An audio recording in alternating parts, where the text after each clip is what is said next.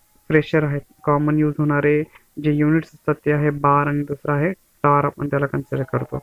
एक बार म्हणजे 10⁵ न्यूटन मीटर स्क्वेअर आपल्याकडे. Then we have a different topic. That topic is pressure due to liquid column. तर आता ह्या टॉपिकमध्ये जर एक्झॅक्टली आपण बघितलं तर एक कंटेनर आहे. या कंटेनरमध्ये एक सिलेंडर इमर्स केलेला आहे, ज्याच्यामध्ये वॉटर लिक्विड कन्सिडर केलं गेलं आहे, मीन्स अ फ्लुइड. आणि इथे जी हवा दिसते आपल्याला वरच्या साईडमध्ये. याच्यामध्ये जर मी लिक्विडला फिल केला, म्हणजे वेसलला फिल केलेलं आहे विथ लिक्विडने, तर आपल्याला इथे कॅल्क्युलेट करायचं आहे pressure exerted by the imaginary cylinder. That is imaginary cylinder of a cross sectional area inside the container. ठीक आहे ना. तर याचा जो surface area, cross sectional area A जो आहे, हा जो दिसतोय वरचा जो आपल्याला, तो किती प्रेशर, म्हणजे याच्यावरती आपल्याला किती प्रेशर लागतो तो आपल्याला कॅल्क्युलेट करायचा आहे. तर कन्सिडरेशन हे आहे आपलं की इथे जो रो आहे that is having an density. कशाची डेन्सिटी आहे? फ्लुइडची डेन्सिटी. म्हणजे इथे जे काही फ्लुइड असेल त्याची जी काही डेन्सिटी आहे, म्हणजे इथे जर वॉटर असेल तर वॉटरची डेन्सिटी आहे 1000 kg/m³. Same we have a rho here the density of a fluid. म्हणजे इथे जे काही फ्लुइड असेल त्याची डेन्सिटी आपल्याकडे आहे. तर डेन्सिटी आपण याच्या आधी बघितली, rho is equals to mass upon काय असतो? व्हॉल्यूम असतो. दॅट इज अगेन इथे जी हाईट आहे ती सिलेंडरची आपल्याला दिलेली आहे, हॅव्हिंग हाईट h. आणि वेट, इथे जो फोर्स लागतोय, weight on the bottom of the cylinder. म्हणजे हा जो सिलेंडर आहे ह्याचं वेट आहे F is equals to F जो आहे M इंटू G च्या बरोबर एवढं वेट त्याच्यावरती अप्लाय होत आहे. आणि इक्वल अँड अपोजिटली सिलेंडर जे लिक्विड आहे, जे फ्लुइड आहे, त्याच्यावरती पण काय करतंय? प्रेशर एक्झर्ट करतंय. मग हे प्रेशर किती असेल, ह्या सिलेंडरवरती लागणारं प्रेशर किती असेल ते आपल्याला, म्हणजे या क्रॉस सेक्शनल एरियावरती किती प्रेशर अप्लाय होतोय ते आपल्याला ते कॅल्क्युलेट करायचं आहे. सो हेअर दॅट हा जो प्रेशर P आहे, the pressure P exerted by the liquid column.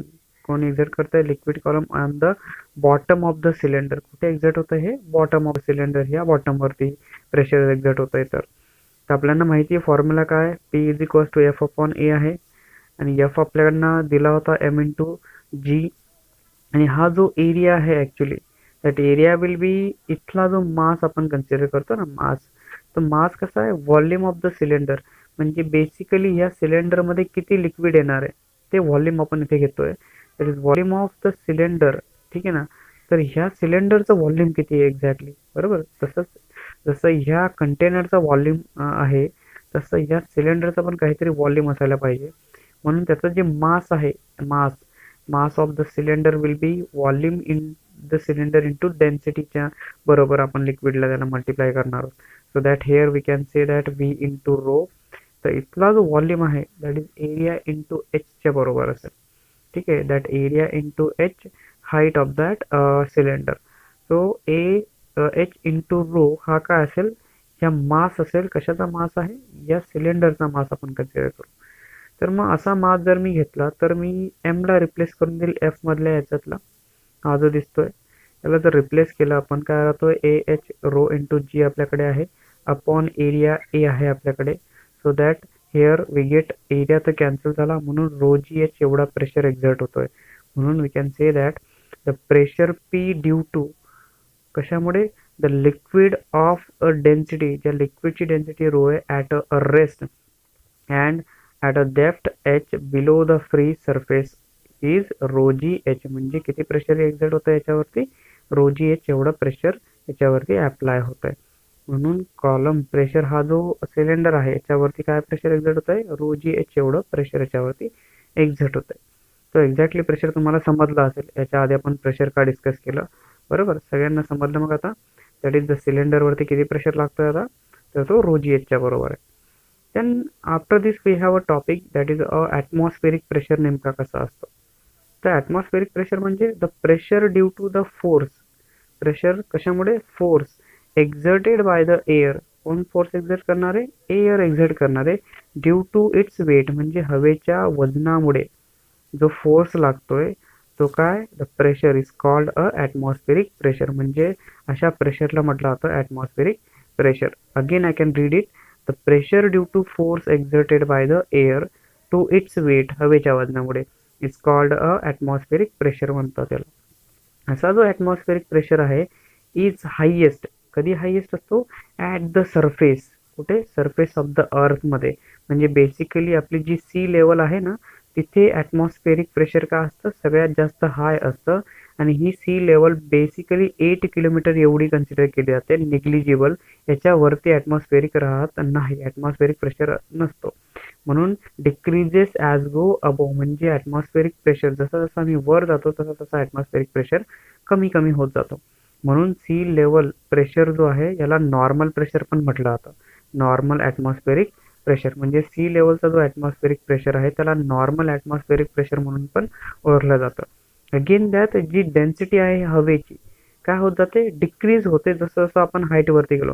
म्हणजे मी अर्थ सरफेसच्या, आपली जी अर्थ आहे अर्थपासून जसं जसं मी वर जातो तसा जी हवा आहे तिची डेन्सिटी काय होत जाते, कमी होत जाते. So because of that the atmospheric प्रेशरमध्ये पण चेंज आपल्याला दिसतो. म्हणजे जर ॲटमॉस्फेरिक प्रेशर आपण कन्सिडर करतो की सी लेवलला सरफेसवरती सगळ्यात जास्त आहे, तर याचा अर्थ जर मी अर्थ सरफेसपासून जर वर गेलो तर ॲटमॉस्फेरिक प्रेशर काय व्हायला पाहिजे, डिक्रीज व्हायला पाहिजे. म्हणून that is due to for the height of the air column produce an atmospheric pressure. Height of the air column produce an atmospheric pressure at the sea level can be taken as 8 kilometre. म्हणजे basically atmospheric pressure किती consider केला जातो, C लेवलपासून 8 kilometre एवढ्या वरती आपण त्याला prefer करतो. म्हणजे ही जर अर्थ आहे आणि अर्थपासून जर आपण ही सी लेवल कन्सिडर करू, इथून 8 किलोमीटर एवढा आपण त्याला कन्सिडर करणार आहोत जिथे ॲटमॉस्फेरिक प्रेशर असेल. इथे एक कन्सेप्ट येते that is known as a vacuum. तर हा व्हॅक्यूम म्हणजे असा रिजन आहे जिथे वेअर द गॅस प्रेशर म्हणजे गॅसचा जो प्रेशर आहे is less than the atmospheric pressure असतो. म्हणजे gaseous pressure and atmospheric pressure जो कमी असेल than that region is known as a vacuum त्याला म्हटलं जातं. म्हणजे असा vacuum the region where the gas pressure is less than the atmospheric pressure. ठीक आहे, त्याला व्हॅक्यूम आपण म्हणू. म्हणून the perfect and absolute vacuum जर मी कन्सिडर केलं तर no atoms or molecules are present. म्हणजे एका व्हॅक्यूम चेंबरमध्ये कुठलाही ॲटम किंवा मॉलिक्यूल प्रेझेंट राहत नाही. आणि बेसिकली जो प्रेशर असतो तो काय लेस दॅन गॅसचा जो प्रेशर आहे तो ॲटमॉस्फेरिक प्रेशरपेक्षा कमी असतो. म्हणजे बेसिकली जर हे कंटेनरमध्ये आपण ह्याला व्हॅक्यूम चेंबर कन्सिडर करू तर आउटसाईडचा ॲटमॉस्फेरिक प्रेशर आहे, मध्ये गॅस प्रेशरपेक्षा लेस प्रेशर आहे म्हणून त्याला म्हटलं जातं व्हॅक्यूम चेंबर. तर अशा पद्धतीने हे जे आपले 3 टॉपिक्स होते atmospheric pressure, perfect pressure due to liquid column and pressure and fluid at rest हे आपण डिस्कस केले. तर नेक्स्ट जो टॉपिक आहे आपला तो नेक्स्ट लेक्चरमध्ये आपण कव्हर करू. Thank you for watching this video.